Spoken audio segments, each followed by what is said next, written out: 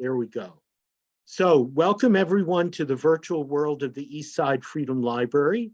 It's great in this world of Zoom that we can all be together regardless of where we are. And we have at least one person from Texas with us and at least two people from the state of Washington. And Fran is in Detroit. And thank you, Zoom gods, for making this possible.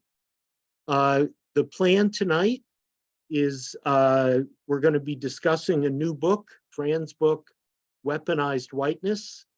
And what we like to do when we can with books at the East Side Freedom Library is get a couple of people to read the book, volunteering to discuss it in public with the writer, and have a conversation, and then hope that more of the folks in the audience will go read the book and feel free to jump into the conversation, even if they haven't read the book yet. And so I've known Fran for probably 30 plus years. Fran was a major coordinator of the North American Labor History Conference in Detroit, was a grad student at the University of Minnesota in the late 60s, has written a wonderful novel about, or that's set on not the West Bank, the East Bank of the Dinkytown, Passages of Rebellion. And he has recently published a book about soupy sales. So those of you who are of a certain generation, like me and Fran and others of us here, will want to read his book about soupy sales within the cultural context of Detroit. So Fran has written this book, Weaponized Whiteness. He taught for 40 years at Wayne State University in Detroit, and as I said, helped coordinate the North American Labor History Conference. Our panelists are Lisa Albrecht, who is a professor emerita from the School of Social Work at the U of M. She holds a PhD from State University of New York in Buffalo and has long worked at the intersections of whiteness studies and gender studies. Her publications include Bridges of Power, Women's Multicultural Alliances, co-authored with our good friend Rose Brewer, The Critical Classroom, Education for Liberation and Movement Building. After Lisa, we will hear from Kafui Attoh, and Kafui is my former student, so I'm thrilled that he's with us. He is an associate professor of labor and urban studies at the City University of New York and the author of Rights in Transit, a study of transit racism in the East Bay, the Oakland, Richmond area in California. Then we'll hear from Mike Goldfield, who also used to teach at Wayne State University and has put in the chat a link to a conference that will be discussing his, I guess since it's going to be in Paris, Mike, we can say they will be discussing your oeuvre, all of Mike's work. And Mike's work has explored the intersections of race and class and the shaping, rise and fall, and rise again of the American labor movement over the course of the 20th and early 21st century. A while back, we had a discussion like this about Mike's book, The Southern Key, Class, Race, and Radicalism in the 30s and 40s. And then our final speaker will be Mike Honey, who's joining us from Tacoma, Washington. Mike has worked on the histories of the civil rights, anti-apartheid, and labor movements. He's the author of Southern Labor and Black Civil Rights, Black Workers Remember, an Oral History of Segregation, Unionism, and the Freedom Struggle, going down Freedom Road or going down Jericho Road, the Memphis strike, Dr. King's last campaign. One of the ways that I first became aware of Mike Honey was when he took out his guitar and did a performance called Links in the Chain, in which he performed songs that had moved back and forth from the labor movement to the civil rights movement to the anti-apartheid movement. Certainly one of the great presentations that I've ever seen. Maybe we can get him to do something like that for us by Zoom here at the Eastside Freedom Library coming ahead. So if audience members, if you have comments or questions, you can drop them in the chat or save them for after the presentations. We're going to want to have a good open conversation. I'm going to try to multitask, which involves keeping my dog off the camera. She's here looking for her opportunity, admitting people who arrive late to the Zoom, and letting our presenters know when they exceed their time limits. So we're going to start with Fran, and Fran has a PowerPoint slideshow for us. So take it away, Fran. All right. First of all, thanks so much to Peter and the Eastside Freedom Library. It's such an incredible institution. You're doing an amazing work. I've had the privilege to be on it previously, and it's just a phenomenal site of, you know, where people can exchange ideas, where you have this unbelievable library that's operating, and it's a resource not just for that community, but obviously, as we now see, for the whole country.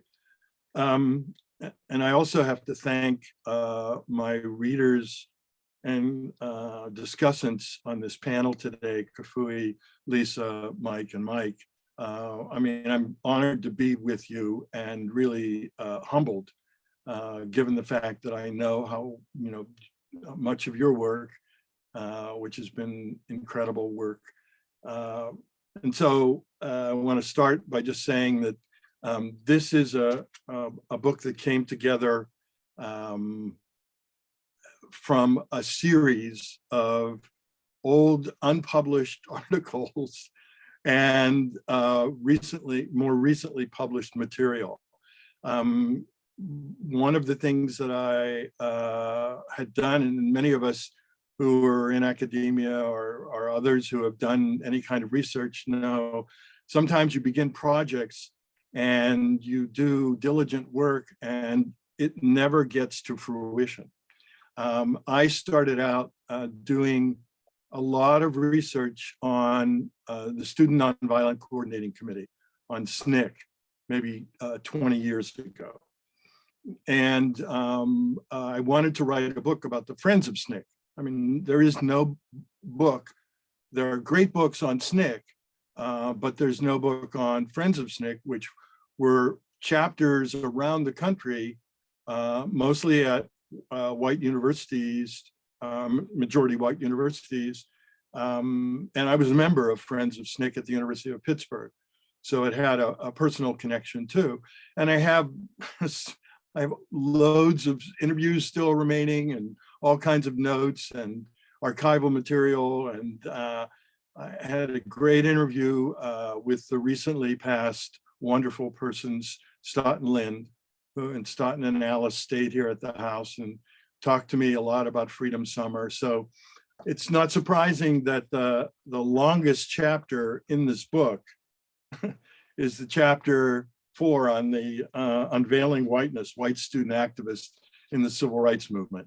That grew out of some of the research that I translated into a paper at the OAH, at the Organization of American Historians. And then part of that was also an excerpt in a book that Mike Ezra put together on the civil rights movement on student activists. So much of it was like, you know, drawing together things that I had put aside in the past. And maybe that gives it its disparate quality. It doesn't necessarily have a a thread other than some key concepts that I hope we can talk about tonight. And let me begin by then talking a little bit about those concepts by looking at some of the slides that I have that might be of interest. And I'm going to try to share that on the screen so that everybody can see that. All right, is that showing up? Yes. Good. Good. Okay. This to me was, I wish this had been the picture on the front of the book instead of the cockamamie picture they got there from Haymarket Press, because this has so many little iconic moments here of the white mansion behind, of these whites with their guns. I mean, it just really is an interesting picture, and I think I want to start off by saying that what I tried to do, and you'll see this, and we can talk more about it, and I hope people will help provide a little bit more light to some of these concepts. I deal with whiteness, white supremacy, systemic racism, and I try to get at some of those definitions throughout the text. And because these were distinct articles, sometimes there's a repetition of materials. So, you know, I've drawn from, the book draws from various sources, interdisciplinary sources, from historians, sociologists, etc. What I think I try to do is focus and think about the book from the admonition that Timothy Tyson provides for all of us in the last part of his incredible book on the blood of Emmett Till. And I'll just read it. All of us must develop the moral vision and political will to crush white supremacy, both the political program and the concealed assumptions. We have to come to grips with our own history, not only genocide, slavery, exploitation, systems of oppression, but also the legacies of those who resisted and fought back and still fight back. So that is part of the framing of the political project of this book. Part of that is also, you know, in what I discuss as, and Omni and Wynett, others discuss of what white supremacy is. I give a definition there that I think is maybe also helpful, and will play a role in our discussion, hopefully. Okay, but the reason that why I finally came to try to draw all this stuff together has something to do with certain very political incidents. I'm going to rush very quickly through the slideshow and get to that. Whoops, went too fast. Sorry. I'll go back quickly and go through this. So I'm not passing up what I want to focus on. This is all part of another slideshow that okay. I think, and you know, we're right on the eve again of another one of these brutal murders by police of unarmed African-American men and women. Of course, this goes back to even before I had retired in 2014. This goes back to Oscar Grant in 2009, and you know, just carried through. But I think what drew my concern, and it happened at the same time that I retired. So I retired in 2014 after, Peter said, 40 years teaching at Wayne State University. And the Michael Brown murder in the summer of 2014 was just one of those things that finally drew my attention more than just someone who had talked about and written about and struggled in organizations over issues of weaponized whiteness. And so I thought about, I need to write more about this, and I need to write in a much more accessible way about it. So I started writing for online journals like Common Dreams, Counterpunch, History News Network. And I wrote specifically about, what was going on in Ferguson, what happened with Black Lives Matter a little bit later. And all of that became, in a way, portions of other articles that I had written eventually in New Politics in particular, which is a left journal. So these issues, I think, are issues which are unfortunately still with us, but they also needed, from my perspective, some historical grounding. So the first two chapters really go back to talk about the way in which white supremacist terror was, in a sense, institutionalized from the outset of settler colonialism, of the European expansion on the North American continent, and on the dispossession of Native peoples and genocide, and the possession of Africans in this horrific, brutal system of enslavement. So the first two chapters really try to talk about why these past racial formations, even though they've changed over time, still have a resonance in the present.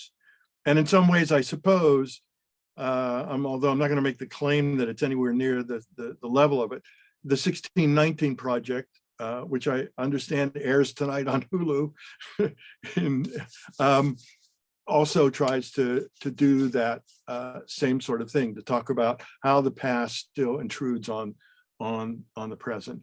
And while I was writing, an older chapter had written about the ghosts of the past, primarily about what had gone on with the murders of civil rights leaders like Medgar Evers.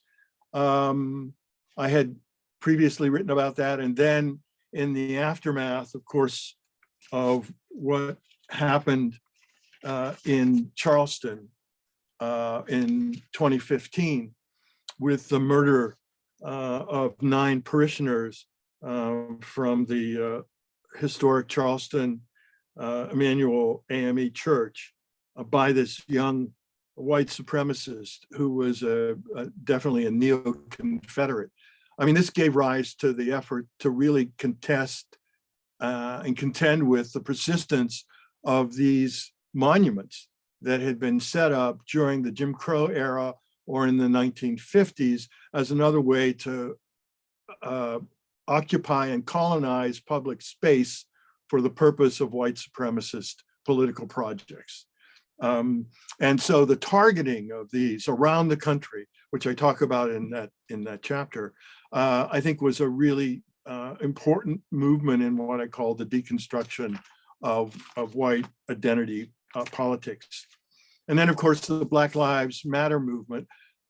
The book is set up to talk about the terrors of the past in the first part, and the second part is on the deconstructions of white identity politics. And as I say, the really challenge of weaponized whiteness came through the powerful movement of Black Lives Matter. And I think each and every one of us who even tangentially was involved in what went on was profoundly moved by it.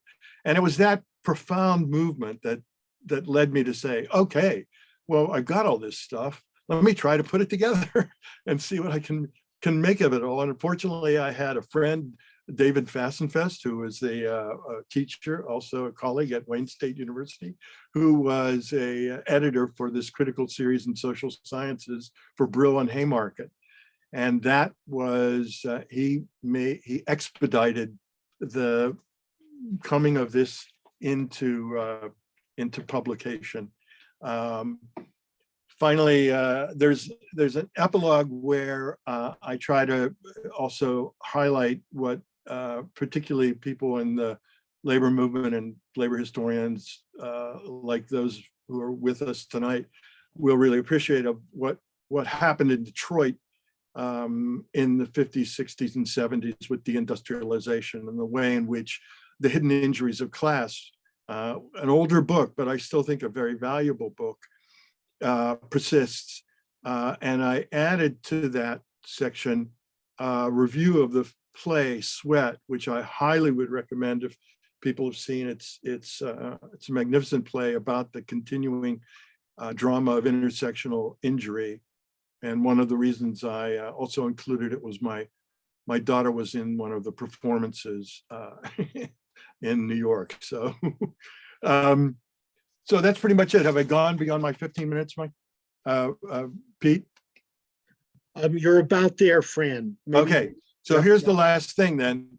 Just want to say, I hope out of this, we can also talk not only about transcending white identity politics, but the need to find and create the kind of solidarity which has existed in the past and which has been, we still struggle to create over the longer term, because it is absolutely essential for that political solidarity, given what we're seeing in the erasure.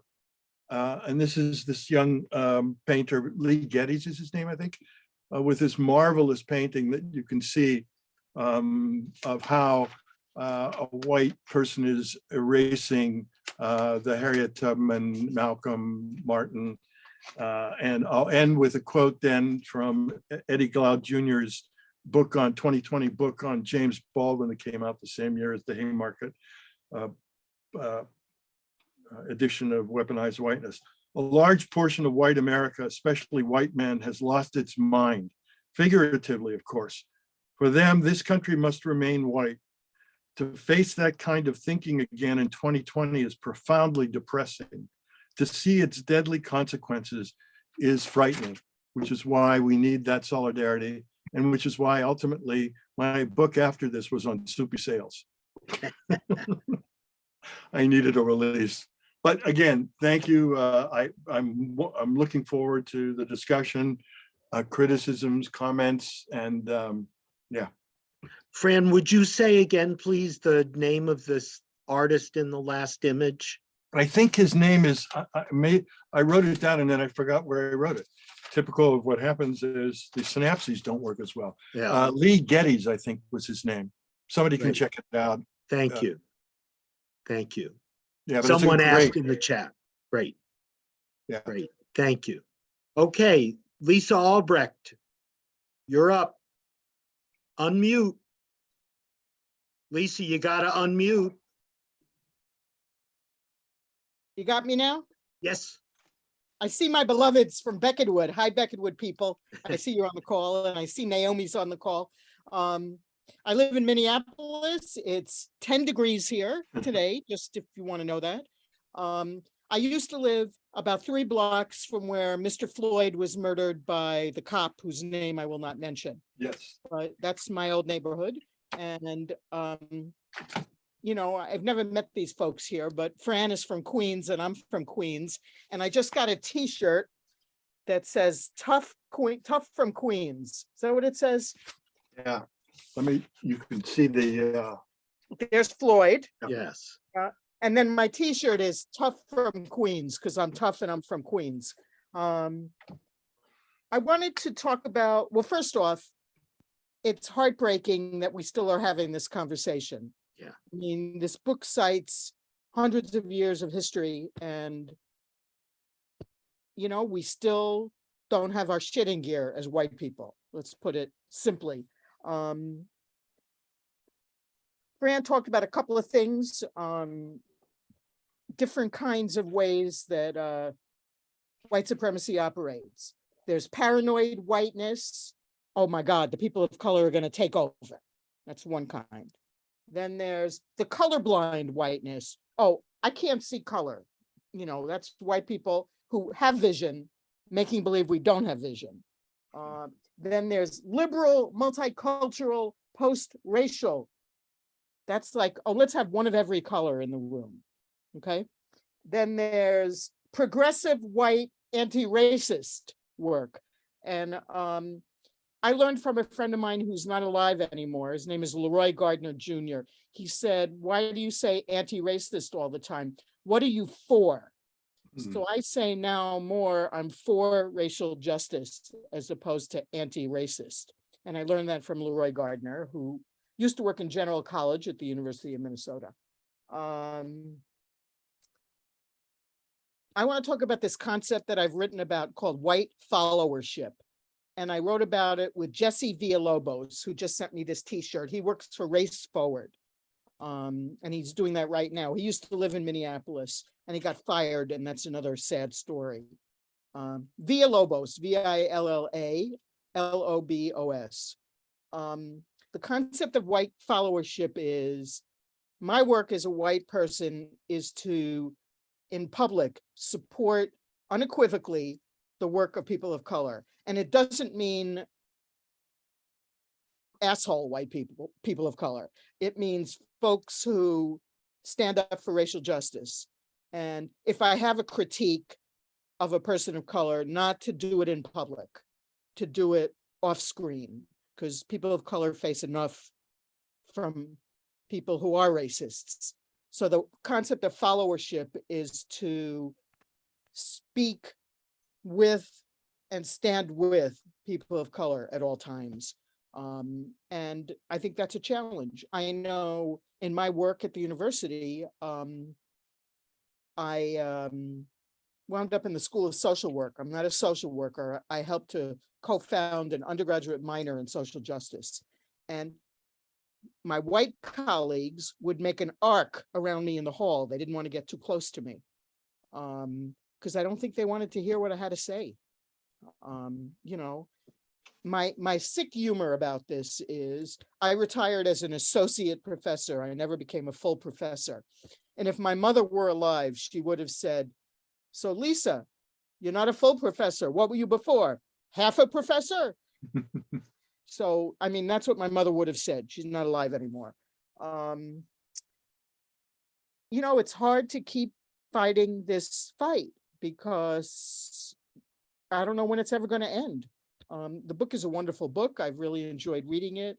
Peter, thank you for inviting me and giving me a copy of the book. I couldn't find it, but then I found it again. You know, the challenge for us as white people on this call is, when are we going to stand up for racial justice? When are we not going to be silent in the face of racism? I think that's the biggest challenge. And how do we do that so that other white people can hear us? You know, people at Becca would know I have a big mouth, and people, I think, have a little trouble with me having a big mouth, but I try to speak truth, and truth isn't always pretty. You know, the book is not pretty. It's painful to read, Fran. It was very hard to read. I just want to say that. You know, I'm not sure what else to say. I don't want to take more time. I'll comment more if people have things to say, but, you know, the book is heartbreaking. You know, when is this going to end? When are we going to stand up and work with people of color, stand with them, critique them in private, not in public, if we have a criticism? You know, that's the challenge. And not be silent in the face of injustice. That feels like the most important thing to say. How do we not be silent in the face of injustice? So, Peter, I'm going to stop there. Great. Thank you, Lisa, very much. Kafui, you're next. Okay, great. So first, let me say thanks to Peter and everyone at the Eastside Freedom Library, first for organizing this, and then for obviously inviting me. I'm really happy and honored to be here. Thanks as well to Fran for writing, I think, what is an incredibly timely and compelling and well-written book. I thought I'd just start by stating what I took to be the kind of book central argument, and at least for me, that argument was threefold. First, that whiteness and white identity politics are weapons, and moreover, that they are expressions and instruments of domination in a racialized society. Second, that white identity politics can't be understood transhistorically, but must be understood in reference to changing historical and material conditions, and that those conditions in turn shape what white identity politics looks like at any given moment in time. And lastly, and this is taken from page 80 of the book, that whites themselves must confront in the most rigorous manner, quote, how their own constructions of whiteness continue to impede the ultimate goal of justice for all. So I think that's what I took to be the gist of it. The book does a really good job of advancing the first two arguments, and that's especially so in the early chapters. This is where kind of Fran takes us on a whirlwind tour of U.S. war crimes and imperial hubris and the destruction of entire people's life worlds, mostly of color, who have stood in the way of capital or of white expansion. In addition, I think the book also does like a really good job of responding to the temptation of seeing white identity politics in the narrow sense that kind of emerged and defined debates in the wake of Trump's election. Rather than using the idea of white identity politics to explain Trump or ongoing debates around critical race theory, just as an example, the book reminds us that it is white identity politics itself that needs to be explained, its causal origins identified, and its roots sniffed out and elaborated on. So I think all that's really excellent and interesting, but I think it's really the last half of the book and the arguments that Fran develops around quote unquote destabilizing whiteness that, at least for me, were the most provocative and interesting and question raising.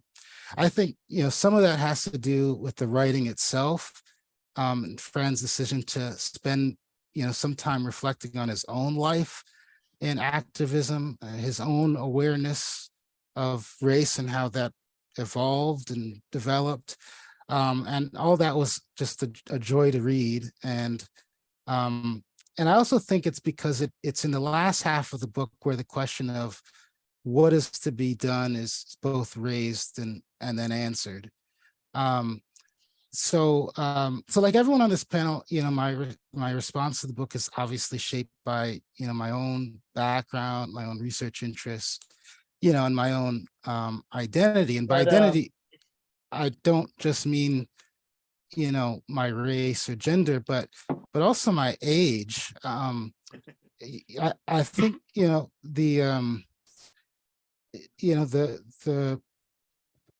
and I know this just because of the panel, I think I'm like 2 generations removed, maybe one long generation. Oh, and I got the thing on, they can't hear us, right? I don't think so. From Could I the ask everybody to make sure you're muted, please? okay. Go ahead, Um, Kaf.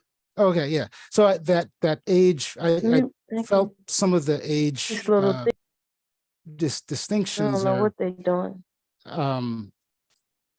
the disjuncture in some of this last chapter, largely because the civil rights generation, that's my mom's generation. That's my mom's generation, and I feel like my own generation has been shaped by a different set of crises, debates, issues, whether it's from the kind of the Iraq war debacle or the 2008 recession, the kind of disappointment and disillusionment that followed our first Black president, and then COVID, like all these things, play into, I think, how I was reading the book. But I want to talk about something more specific, which is that, I read the book not only as someone who's younger, I read this book as someone who, teaches at a labor school, whose,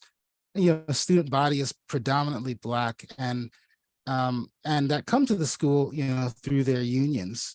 So, perhaps as a result of that, I spend a lot more of my time thinking about Black identity politics than white identity politics. And I also spend, a lot more time thinking about the value of deconstructing Black identity along class and geographic lines and largely to get students to see themselves as both Black, as workers, as operating within a broader economic system that screws everyone over. And so I think the last 4 chapters, given that, raised any number of questions for me related to the relative importance of destabilizing whiteness without destabilizing Blackness, or whatever other identity category we're talking about. So on page 98 of the book, Fran points to the importance of whites, especially those in the white working class, to reject white identity politics in favor of class solidarity. I'm there. I agree. But I wonder if the corollary is required or possible for Blacks or other minorities, if that's necessary, or what it would look like. My sense is, yes, it seems necessary, and that, giving up on white identity to join the human race, which is such a great line, can't be a solo effort, but I don't know. But my experience in the classroom, also suggests just how hard that would be, that may be. And this also made me think a bit more about the framing of the book itself and the degree to which white identity politics actually serves the material interests of white people, understood as such. So one of my colleagues at SIU is Heather McGee, and she has this great book, The Sum of Us, What Racism Costs Everyone and How We Can Prosper Together. And she takes up that question, seriously, and, answers clearly in the negative. It screws everyone, or most people who work for a living, over. Lastly, and this is simply because I was following the recent critical race CRT debacle in Florida, and the kind of decision not to, or the canceling of a AP class in African American history by DeSantis. Yeah, I was curious as to the meaning of civil illiteracy, which is a concept that Fran uses at least 3 times in the book, and how thinking about civil illiteracy as a process rather than a condition, because I think the book treats it more as a condition, what it means to think about it as a process that works alongside kind of white identity politics. So I really enjoyed the book, and it made me think a lot. So those are my comments, but thanks again for having me. Thank you, Kafui, very much. Fran will probably take a few minutes after the presentations for you to respond, if you want, to any of the comments and questions raised. Mike Goldfield, you're up. Thank you very much, Peter and others at the East Side Freedom Library. Always a pleasure to be here, and I agree with all the supportive remarks. So there's, I think, much to like in Fran's book. I thought his chapter on the trials and monuments, that people use it to close the chapter on the existence of virulent racism and white supremacy that continues. I thought that was well framed. I thought his summary of the auto industry is another Detroiter, and its impact on African Americans, and also his critique of what some people mistakenly think of as a liberal anti-racist union in terms of the auto workers historically, and Walter Reuther, his reminiscence of the civil rights movement, which I was also involved, and his highlighting of Friends of SNCC and the National Student, the Northern Student Movement, which I was also a member of, which is not mentioned by anyone anywhere. And need, of course, for some sensitivity of whites and Black who are involved in the freedom struggle and Black liberation movement. Nevertheless, I don't want to throw a wet towel on things, but so in 7 minutes, I'm going to try to be as provocative as possible. So despite criticisms of Ignatieff that are in the book, whose line on repudiation of white skin privilege, I have written a very long piece critiquing that whole view and renouncing white skin privilege. I think that does not get us anywhere. That I don't think Fran, in his view, has sufficiently distanced himself or differentiated for that. So it seems to me the real question is, what's the strategy for fighting white supremacy and winning white workers? I'm not interested in talking about whites because I'm not interested in winning the white ruling class or people in militias or racists or these hardcore types. So the question is, how do we advance the struggles of the working class to engage in a broad white struggle and win white workers so that even to, in my opinion, the overthrow of capitalism? And Kafui raised that question. So what do we do? And I think there are lots of historical examples. Fran missed an opportunity in the discussion of Emmett Till. So while Emmett Till's mother was brave, she was convinced to have an open casket by people in the United Packing House Workers, in particular, Charlie Hayes, who was a leader of the union. And more recent article, there's a good article by Matt Nichter a couple of years ago in Labor, that the packing house workers sent a Southern racially mixed, gender mixed delegation to the trial of Emmett Till. They were the only union to do this. And this white woman who was the leader of the sugar workers union in Louisiana was confronted by whites there and says, you're going to get in trouble by mingling with Blacks. And she said, well, we just love to mingle. And so if you look at examples, and also in the role that the NAACP played in sabotaging the national campaign around Till because of their anti-communism and the province of this left-wing and the prominence of this left-wing union, the packing house workers. And there are other examples too. So I have a lot of these local 600 t-shirts, which has a history of civil rights union in the Detroit area, including in the 40s and all the way up to more recently. These activities have been interracial.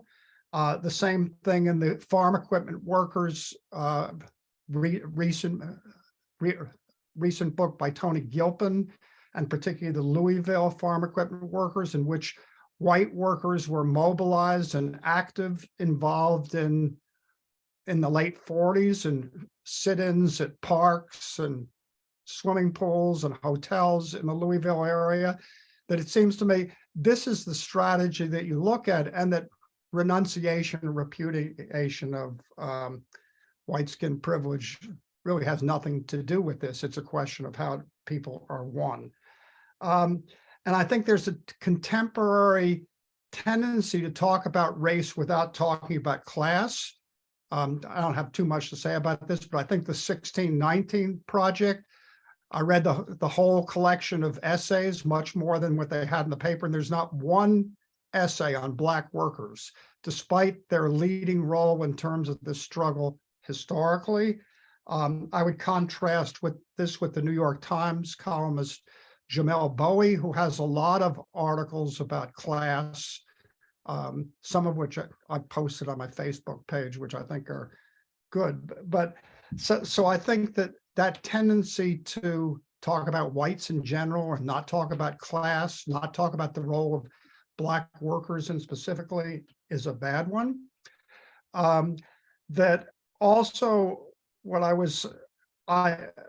there's sort of a vagueness about the targets that I think that Fran should be more specific about. Well, I certainly agree with what everybody said, that they talking about attitudes and all that sort of stuff as the root of racial oppression is wrong, and structural, systematic, or institutional racism is maybe a step better. But I think that's a vague type of thing, and it's an escapist type of thing. And that the role that race plays under capitalism and in the class structure has to be pinpointed more than just talking about structural racism like it's some sort of hangover that doesn't exist. And I think Fran tends to blur class. So I'll give one example, largely missing it's part of a string of attitudes, not looking at the class structure and the role that race plays. So on page 38, he talks about hierarchies of power mediated by class, gender, sexuality, geography, and national identity. I don't think that gets us anywhere. I think class has to be central. And then I have one sort of additional thing. So if you're writing a book primarily using secondary sources, you should pick the best people. Judith Stein defends in her work the absolutely racist leaders of the Steelworkers Union, who are worse than Reuther and the UAW leaders, in my opinion, and I've written about this. Bad choice for quoting. So I've taught the literature on slavery. There's a lot of good books. Edward Baptiste's recent book is one of the worst and sloppiest, and it's been criticized heavily by leading scholars of slavery. That Ira Berlin, for example, has fantastic books on slavery, as do a number of other people. Mike Harrington, I would never cite him on the 60s. He supported the war initially and even opposed the moderate 1965 teach-in movement. He was part of the dissent crowd, which was in favor of the war. Hans Morgenthau, who had been a fixture in the foreign policy establishment, was much better on the war than Mike Harrington. And so when I've seen Mike Harrington speak before he died about the 60s, I'm thinking, God, what sort of a phony person is this? Even the mentioning of Grace Lee Boggs, who with her husband, who died much earlier, James Boggs, has a more honorable history, but their view about sort of post-industrial society was certainly heavily criticized in Detroit in the Black movement, particularly by people connected with the League of Revolutionary Black Workers and the Black Workers Congress, who saw organizing workers as more central. So I think that, this has to be looked at more carefully, I would say. So how am I doing for time? Have I got another minute left? Or another minute, Mike. Okay.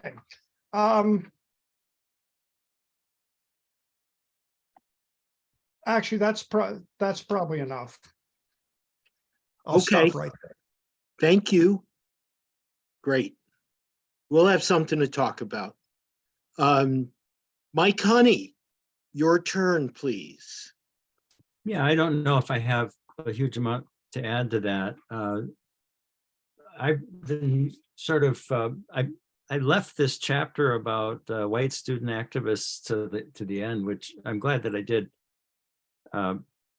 because I sort of grew up in the way that Fran describes as somebody in the North who didn't go south, although I did later. And so, but was considered myself involved in the movement all along. Basically, I was a follower of King, but a follower in all his radical phases. So, you know, his campaign against racism, poverty, and war, I mean, it's still the same thing to me. It's a moral framework that I think King had that almost anybody can relate to. And during that period in the 60s, before I went south and started really working with Black people in Southern communities, particularly Memphis, but also all around the South, you know, when I went to the South, then it was a whole new thing opened up for me because I was working with Black people on basic issues of civil rights and civil liberties, economic justice, all the things King talked about.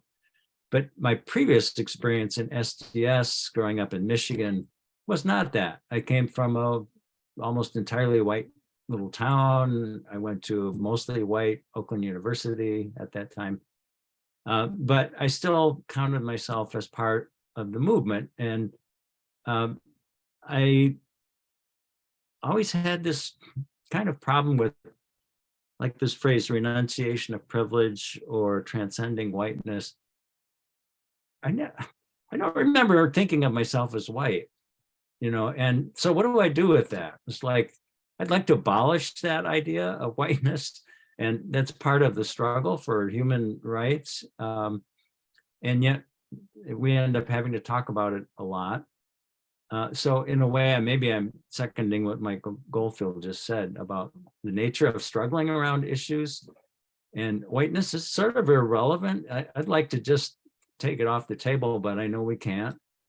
But I don't know how to transcend it or renounce privilege or all of those things. Anne Braden has a book of her writings that just came out. And Anne would always talk about this too. We who are white need to do whatever. And I totally agree. And I followed Anne Braden and Carl Braden right into the movement. That's how I got into it. But I never like to say we who are white. You know, what is that? To me, that's just a foreign concept. Even though I understand what she's saying, I understand anti-racism. I consider myself anti-racist. So I don't know what to do with some of this language, you know, and it permeates the book.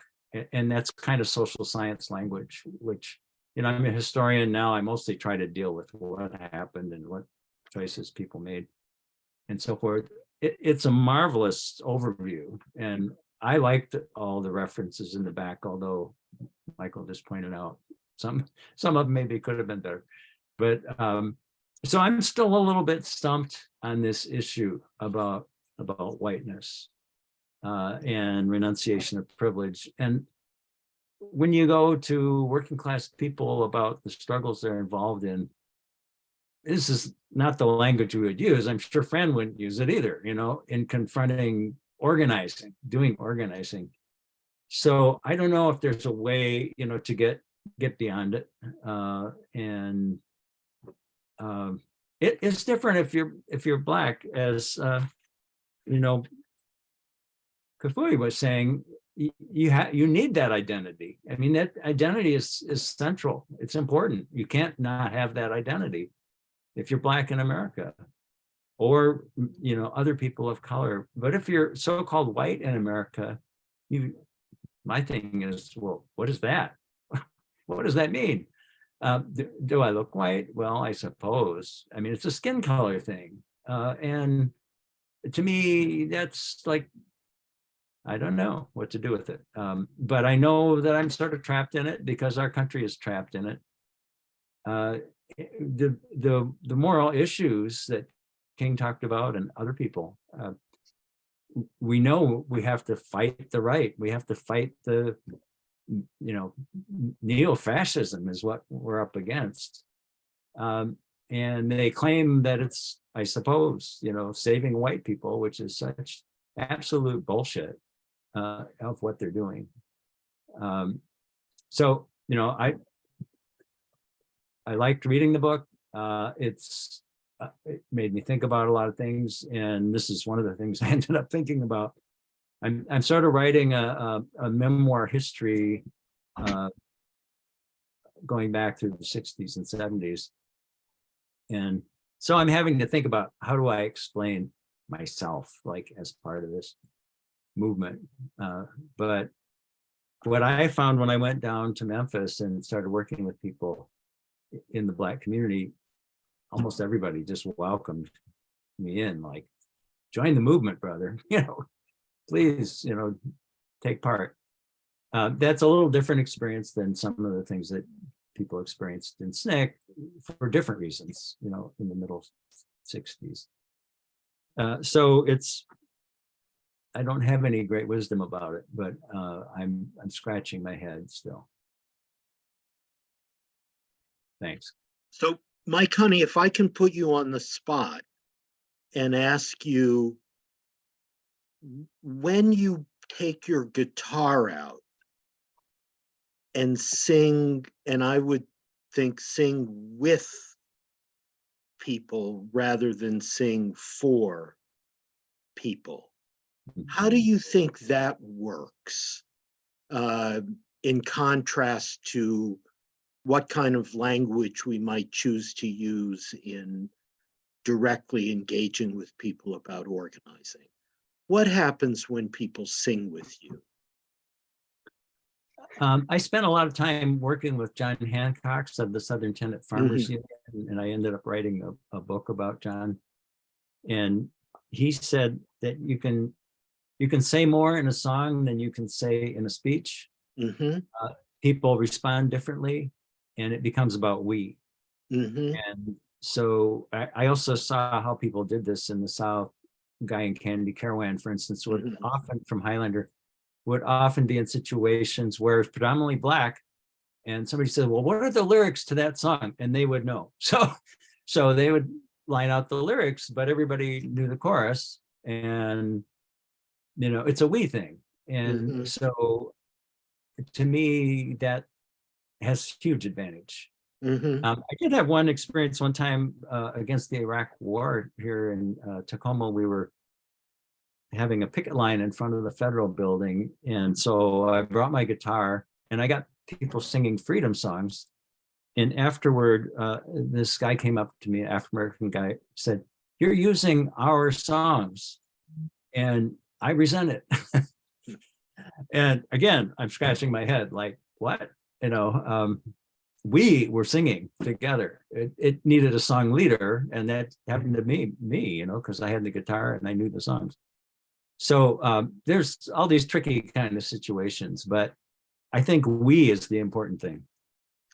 Yeah, I think we're all trying to figure out how to get to the we, and what's the language, what's the discourse,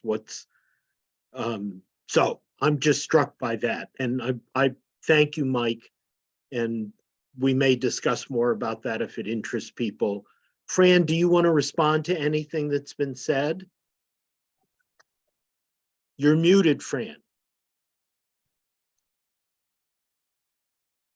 Yeah, just first of all, to thank everybody for all the comments. I really appreciate it. I think it helped to focus both in terms of what some of the threads were through the whole number of essays, and also what were some of the failings and failures, in terms of trying to make clear why when we talk about intersectionality, which is, the buzzword that's gotten hysteria from the right over critical race theory, the class, gender, and race, that these are, I see them as very intertwined in a way, and without saying, one supersedes another. I think there are ways of making clear how they all manifest themselves and interrelate. But let me just, 2 quick points that I want to respond to Mike Goldfield, because I think there may be, from a lot of the essays in the book, the tendency to see this through the lens of race traitor writing. And I should say that, of course, Dave Rodiger was a big influence on me, and we've talked a lot about about some of these issues, as Frank Joyce and I have too. And so there is a certain connection that may be evident with relying on certain language. But on the other hand, I think that I try to distance myself from what I think is the moral position of so-called white privilege. And I think Tim Wise does an effort of trying to get at that, how you talk about, how you use this language, how it also is that structural racism, systemic racism is something which harms everybody, that, there are differential harms, of course. And on 88, I try to lay out why inciting people, like Eduardo Bonilla Silva, why that position of talking about white privilege doesn't really help a lot, that as Bonilla Silva says, anti-racist whites cannot just be race traitors. They must engage in struggles to end the practices and ideologies that maintain white supremacy, which is why I try to highlight what I think are the very struggles, starting in Ferguson, going right through Black Lives Matter, that I thought these were the struggles that impelled me to talk about, in particular, the issue of white supremacy, white identity politics, try to sharpen it, try to provide it with some historical backdrop beyond what the pundits were saying about, well, the Republican Party's just become, a white identity party. I mean, it says something, but it's superficial in the way that it represents itself. So I wanted to do something more about that. And it's interesting, of course, Mike, that you have that Local 600 shirt, because in the epilogue, I do talk about the interracial struggle that went on at Local 600, led by the Communist Party, and the way in which they got red baited. And all that is part of that discussion of in the auto and deindustrialization in this particular period of post-World War II period. So I think there's lots more to talk about, and I hope we'll have some more conversation about it. So, Can I say something? Yes, please, Lisa. This notion of identity politics, first of all, I can't escape being white. I can make believe, but I can't escape. Depending upon the context I'm in, different parts of my different identities go into the foreground. So, if I do a workshop at a church and there's a cross on the wall, my Jewish identity fronts, okay? When I'm in a space that's predominantly heterosexual, my lesbian identity goes into the foreground. So they're constantly shifting. It's fluid, and of course I can never escape being white. I would never suggest that, but depending upon the context, identities move around a lot. I mean, I think about, I grew up working class. You don't know that about me. I'm telling you now, but, and I don't want to name drop, because I know a lot of the people we're talking about. I read their work. Some of them worked at the University of Minnesota. What's important is that our identities are shifting all the time. Whatever the context is, they shift. Whether we like it or not, if we look like me, we're white. We can't escape that. And again, when I'm in a space that's predominantly a space of people of color, my white identity fronts, because then I'm in the quote minority if I'm in a POC space. So I think talking about identity is rough because it's constantly shifting depending upon a context. And I'll stop there. Great, thank you. Thank you, Lisa. So I would like to open this up now and encourage everyone. You can either drop something in the chat, or if you would like to speak,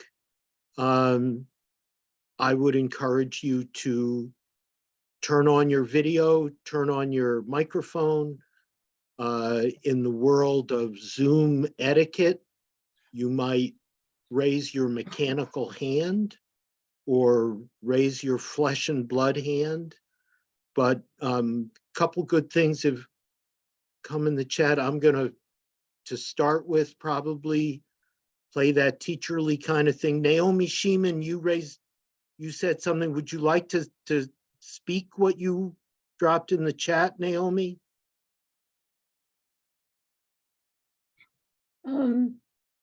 I could, it's, Please. I mean, very often, when identity politics gets a bad rap, I think it's important to point out that for many of us, the originary site for it is the Combahee River Collective Statement of, Black lesbians who are attentive to issues of class, and sort of so that the idea that identity politics is problematically single issue and focused on identities in a problematic way, I think ignores the fecundity and generativeness that comes out of that statement, and out of a sense that it's not so much a libidinal attachment to one's identity as a recognition of how it shapes how one is in the world, including how one is perceived, how one is treated, what responsibilities one has, what one is complicit with, and also paying attention to, are there aspects of this, capitalist, sexist, heterosexual, racist system that are badly affecting me. The reference to Heather McGee's Some of Us, I think, was terrific. I think it's a wonderful book.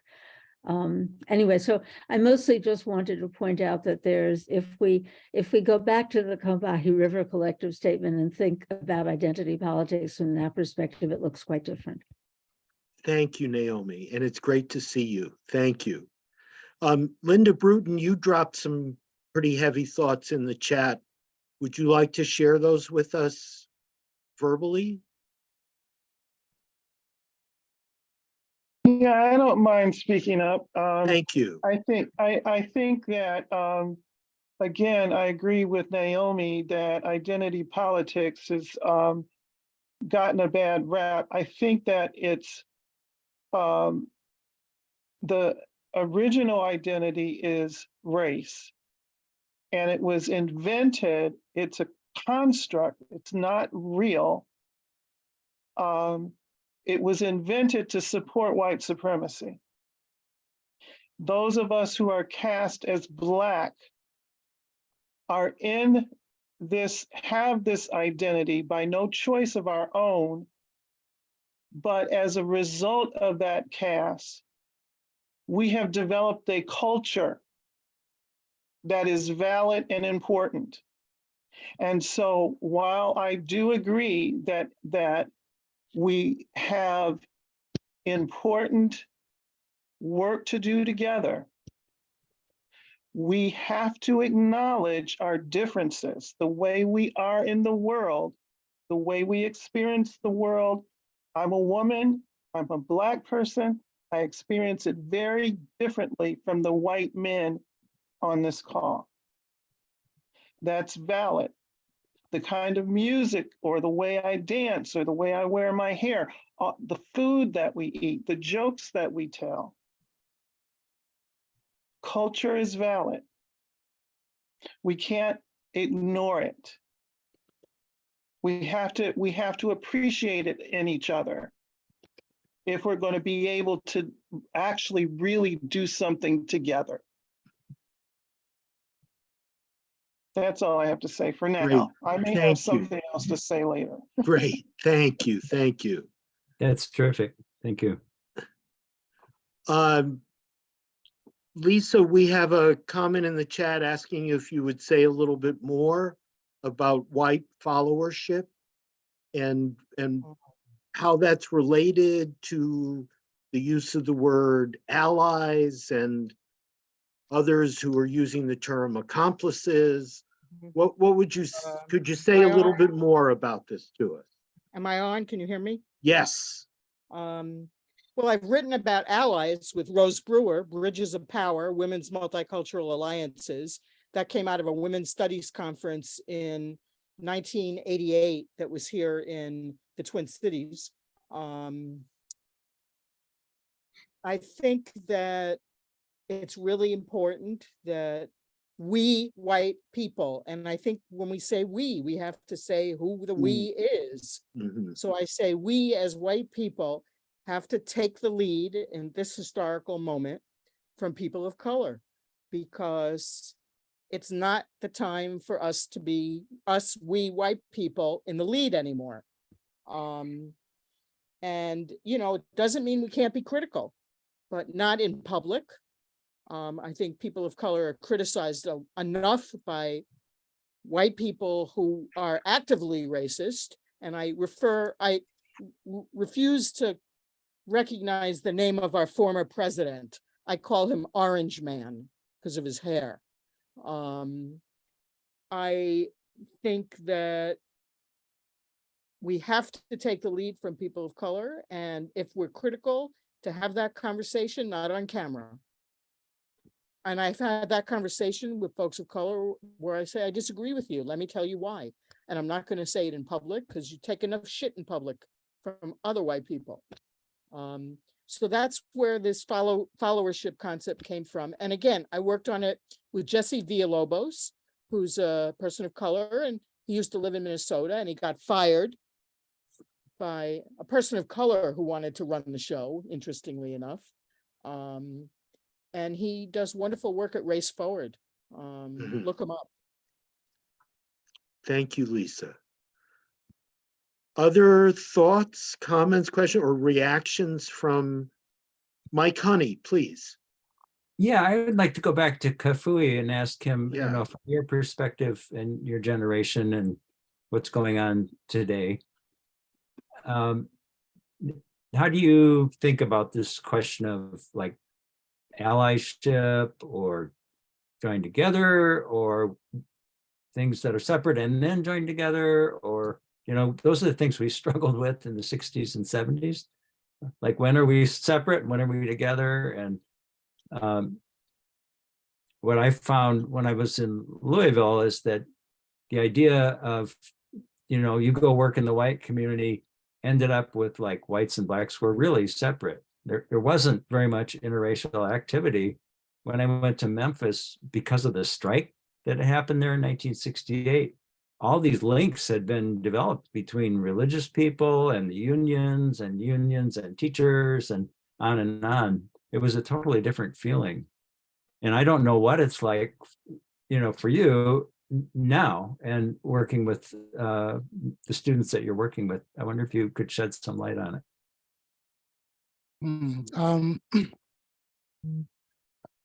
Let me see. I mean, maybe I can, I don't want to speak for my generation. I'll just speak for myself. I mean, you know, one of the things that I most appreciate about where I teach is that I get to teach people who are you know, working class adults trying to finish their degrees. Yeah, as I said, most of them are Black, but we do have a handful of white students, but often from the same, you know, background, working for the city as transport workers or nurses or whatever. And so the space of the classroom it's great, and some of those cultural differences that Linda brought up. I mean, I on one hand, I recognize that, yeah, that the people are different. All of us are different. But that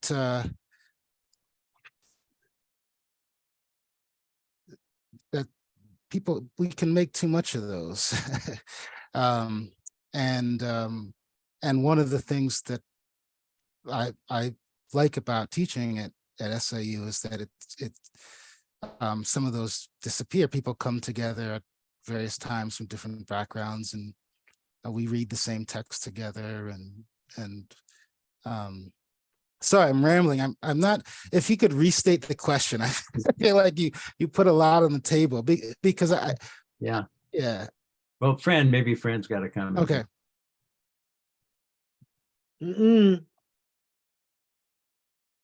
Unmute Fran.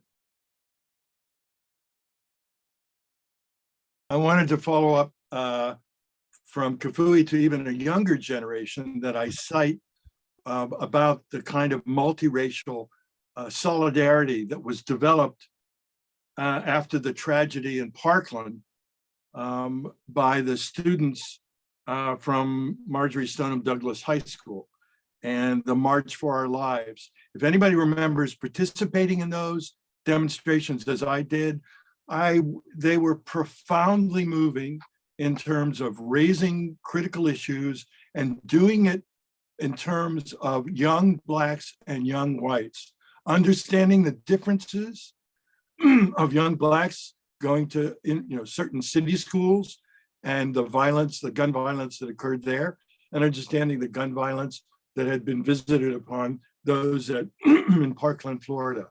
So I have a whole section where I look at, or not a whole section, but several paragraphs where I cite that as one of the high moments of solidarity, where it was almost second nature to these kids to think we obviously this has to be multiracial. And obviously we can come together around this. To me, it was so inspiring, which is why I try to include it, and saying this is an instance of how people who understand that these kinds of tragedies may go on more evidently in one area than another, but that some people are able to cross those boundaries and make those bridges precisely because of how they've been victimized and how they understand their moment in history as historical agents to make change. And those kids made change. I mean, minimal as it was in certain laws being passed, but we're still dealing with the insanity of gun violence in this country. So, Peter, can I say something? Yes, Lisa, please go ahead. The key to building, the key is building relationships across our differences. And that takes more than one cup of coffee. It's a lifetime of work. It's not, oh, let's go have a cup of coffee. Now you're my friend. Again, I said I wasn't a full professor. One reason I wasn't a full professor is because I spent time building relationships with people. I didn't publish a shitload of stuff as a professor. I spent more time making time to build relationships with people who were different than me, whether they were heterosexual, whether they came from different class backgrounds, different races. And that takes a lot of fucking work. A lot of fucking work. Pardon my language. And if you don't build relationships, we're never going to make the changes we say we want to make. I'm struck that over the last 6 months, we've had a series of panel conversations with the generation that we've been asking about and younger than Kafui. And we've heard from half-price bookstore workers. We've heard from Starbucks baristas. We've heard from Trader Joe's workers. They all talk about relationships. And I don't think the way, and maybe we can't help it, that we're having an intellectual conversation here this evening. And so we're talking as if everything is a choice, everything is strategic. They talked about building relationships reflectively. They didn't go into it saying, let's go build relationships. And they talked about not only building relationships with the people that they worked with, but also building relationships with customers, the people who came in the bookstore, the people who come into Starbucks, that there's something, and I'm going to say intuitive, and that may be underestimating what's going on there, but they realize that if they're going to organize, they have to be trusting each other, understanding each other, which also takes me back to my pushing Mike Honey about what emerges when people sing together, and that maybe the folks that are organizing right now already understand that without being told they're making a metaphor or similarity or parallel to what we do when we sing together. Anyone else? We're about out of time. Yeah, Mike Honey, please. I just Have kind us of like. sing here at the end. I think that, Oh, no. go ahead, Mike. Oh, maybe. I just wanted to kind of second something Kafui said, which is one of the joys of teaching for me at University of Washington, Tacoma, as opposed to like a higher echelon sort of university, maybe, is the character of the students. They're mostly working class, very diverse, extremely diverse, probably the most diverse student population in the Pacific Northwest of a four-year college. And a lot of these issues are live and people talk about them, but there's also kind of an assumption, like what Fran was talking about in the demonstrations.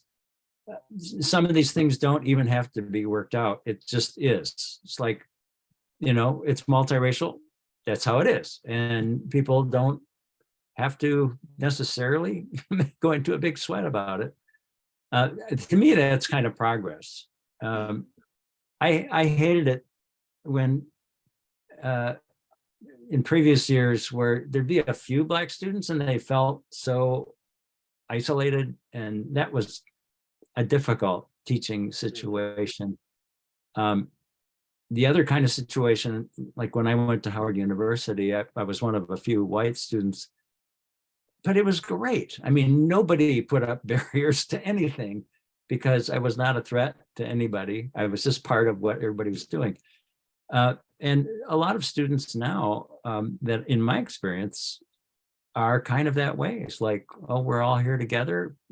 Great, let's do our work. And of course, other things do come up, but I think it's kind of hopeful. Thank you. Fran, it would only be appropriate to give you the last word, but you have to unmute. The only last word I can say is thanks to everybody. And as Pete always signs off whenever we're exchanging, love and solidarity to everybody who is here tonight. And I just appreciate that chance you gave me and all the comments and the discussion, which I appreciate. Thanks. Thank you, Fran, for giving us a reason to come together and have this conversation. I do want to just do a little bit of advertising.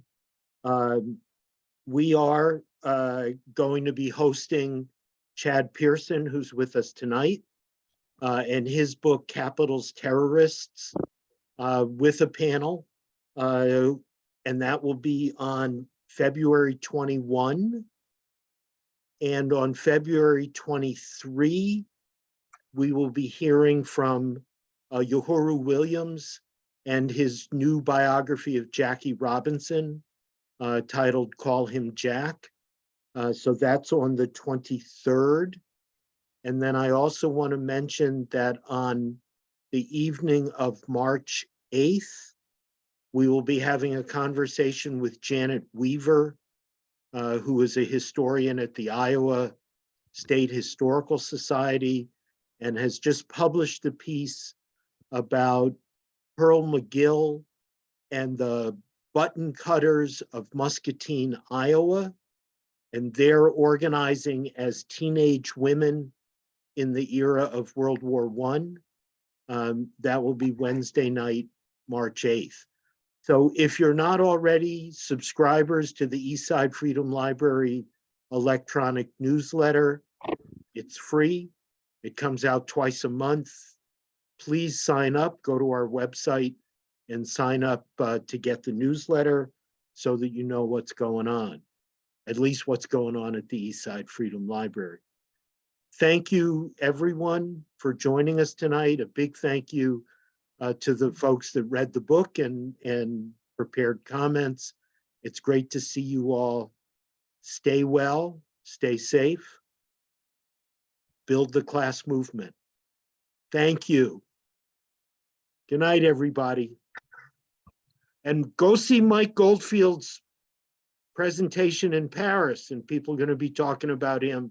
The very first item in the chat tonight is the link to this program in Paris, February 1. So parlez-vous and check it out. February Great. 1, 2, and 3. 1, 2, and 3, because there's so much to say. Excellent. All right. Thank you all.